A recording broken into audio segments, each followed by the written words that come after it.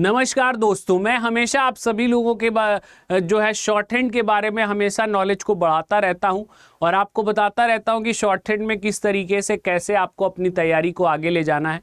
तो भैया आज की बात जो है वो हमारी 2024 स्टेनोग्राफी के रिजल्ट के ऊपर है कि भाई जो आपका 2024 स्टेनोग्राफी का पेपर है, ठीक है, जो आपका 2024 स्टेनोग्राफी का पेपर है उसके अंदर आप सभी लोगों के अगर 2024 स्टेनोग्राफी में यानी सीबीटी पार्ट में अगर आपका स्कोर बढ़िया है, अच्छा स्कोर आप कर चुके हैं, अच्छा स्कोर है, रिजल्ट आपका जो है वो काफ़ी अच्छा है, आपके मार्किंग काफ़ी अच्छी है, तो आपको क्या करना चाहिए भाई, तो आपको किस तरीके से आगे बढ़ना चाहिए इसके बारे में हम लोग बात करने वाले हैं। ठीक है भाई, देखिए होता क्या है, मैक्सिमम मैं देखता हूं कि जो स्टेनोग्राफी के स्टूडेंट हैं, जो शॉर्ट हैंड के स्टूडेंट हैं, वो पर्टिकुलरली शॉर्ट हैंड सब्जेक्ट नहीं लेके चलते हैं।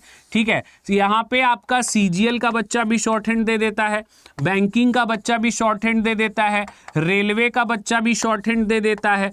मतलब ऐसा शॉर्ट हैंड का कोई फिक्स केस नहीं है कि स्पेशली शॉर्ट हैंड ही आप जो सीख रहे हैं वही बच्चा शॉर्ट हैंड को देता है। अलग अलग फील्ड्स के बच्चे शॉर्ट हैंड के एग्जाम को as a backup, as a pipeline अपने साथ लेके चलते हैं कि चलो भैया ये भी एक एग्जाम है जिसको कि हम दे सकते हैं और 12वीं पास पे गवर्नमेंट जॉब का सपना पूरा कर सकते हैं। लेकिन देखिए होता क्या है कि कुछ बच्चे जो है जैसे सीजीएल वाले जो स्टूडेंट होते हैं वो मोस्टली स्टेनोग्राफी का पेपर देते हैं और अगर उनका अच्छा स्कोर आता है तो भी आप उसमें करियर परस्यू नहीं करते और कहते हैं यार हमें तो सीजीएल ही करना था, हमें तो इनकम टैक्स इंस्पेक्टर ही बनना था।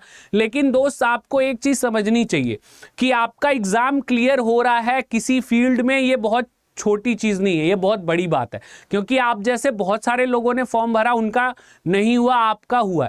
इट मीन्स आपको इस एग्ज़ाम के पैटर्न के बारे में ज़्यादा अच्छा पता है, इसलिए आपने एग्ज़ाम क्वालिफाई किया है। तो भैया जो लोग सीबीटी में अच्छा स्कोर करते हैं, स्टेनोग्राफी के सीबीटी में उनका स्कोर अच्छा आ रहा है, तो भैया नॉर्मली उनको जो है स्किल टेस्ट की प्रिपरेशन जरूर करनी चाहिए। भले आप स्किल टेस्ट में अच्छा स्कोर ना कर पाओ उसकी कोई बात नहीं है, लेकिन ये स्किल टेस्ट की प्रिपरेशन जो है ये आपके लिए बहुत ही ज़्यादा इम्पॉर्टेंट है। स्किल टेस्ट की प्रिपरेशन अगर आपकी सही तरीके से नहीं होगी, अच्छे से नहीं होगी, तो यहाँ पे आप सभी लोगों को एक बात का नुकसान होगा कि आप लोगों को कभी बाद में पछताना जाकर पड़ेगा कि भैया वो वाला एग्ज़ाम मेरा हुआ था लेकिन हमने उसका सेकंड लेवल नहीं दिया। तो भैया इसलिए सभी लोग जिनका अच्छा स्कोर हो रहा है स्टेनोग्राफी के सीबीटी में वो स्किल टेस्ट की तैयारी ज़रूर करें ताकि उनको स्किल टेस्ट में बैठने का मौका मिले, उन्हें भी पता चले कि स्किल टेस्ट कैसे देना होता है, क्या प्रोसेस होता है, क्या सिनेरियो होता है, सब कुछ आपको नॉलेज हो। और उस तरीके से आप मान लीजिए अगली बार आपने कोई स्टेनो का फॉर्म भरा तो मान लीजिए इस बार आपको नहीं नॉलेज थी, अगली बार नॉलेज है तो आप अच्छा कर सकते हैं। तो इसलिए मैं कह रहा हूं कि जिनका भी सीबीटी में अच्छा स्कोर हो वो स्किल टेस्ट का जो है स्टेनोग्राफी का स्किल टेस्ट ज़रूर दें। अब यहाँ पे आप सभी लोगों को स्किल टेस्ट में जब आप स्किल टेस्ट देते हैं तो यहाँ पे जैसे आपने सीबीटी एग्ज़ाम क्लियर कर लिया उसके बाद स्किल टेस्ट के लिए मान के चलते हैं भाई कि मिनिमम 2 से 3 महीने का समय तो मिलता है, मैक्सिमम भाई बहुत भी मिल सकता है लेकिन मिनिमम इतना समय तो है। तो मतलब अगर जो बच्चा 0 लेवल से शुरू करता है, जिसको स्टेनोग्राफी का एस भी नहीं पता है, तो उसको तो कम से कम 2 से 3 महीने कम से कम जो है वो बेसिक पार्ट को कंप्लीट करने में ही लग जाएंगे। क्यों?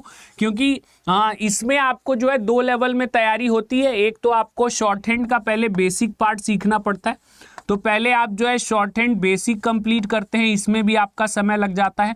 फिर उसके बाद आप डिक्टेशन पार्ट पे आते हैं, जो डिक्टेशन आपको स्किल टेस्ट के अंदर आती है 80 और 100 स्पीड पे, तो उस डिक्टेशन पार्ट पे आप जो आते हैं तो आपको जो है 2 लेवल में तैयारी करनी पड़ती है। तो देखिए अगर आप पूरे डेडिकेटेड हैं, आपको सिर्फ स्टेनोग्राफी के लिए ही फोकस करना है, तो आप बुक जल्दी भी ख़त्म कर सकते हैं। बट अगर आपका अदर एग्ज़ाम्स के प्रति भी रुझान है, अदर एग्ज़ाम्स भी दे रहे हैं और स्टेनोग्राफी भी दे रहे हैं, तो ऐसा हार्ड एंड फास्ट नहीं है कि आप बहुत जल्दी सीख लीजिए।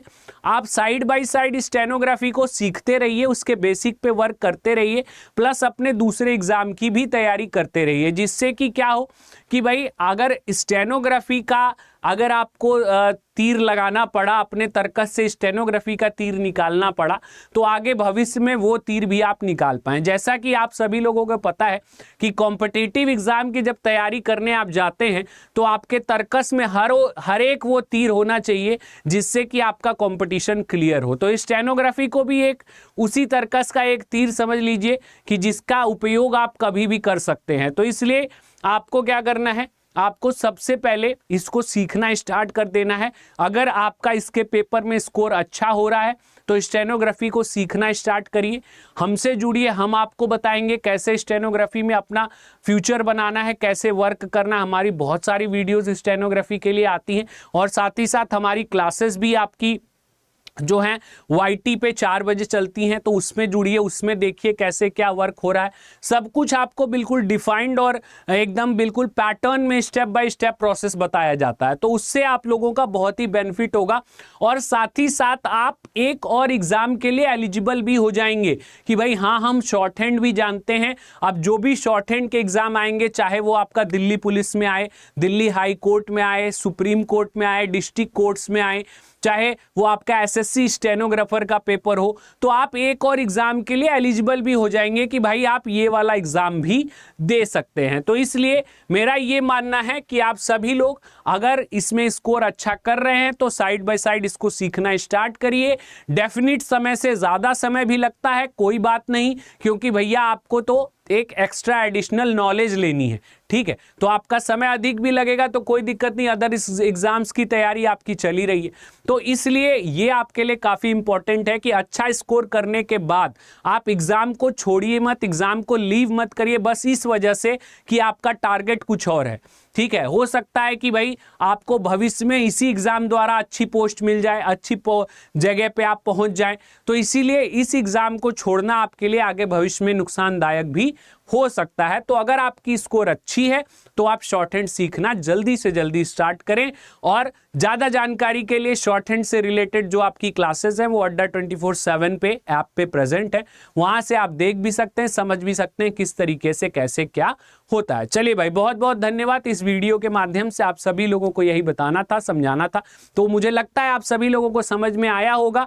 और कमेंट करके बताइए कि क्या भाई आप सभी लोग स्टेनोग्राफी में इंटरेस्ट बनाना चाहते हैं, सीखना चाहते हैं, जरूर कमेंट करिए, वीडियो को लाइक और शेयर जरूर करिए। बहुत बहुत धन्यवाद। जय हिंद, जय भारत।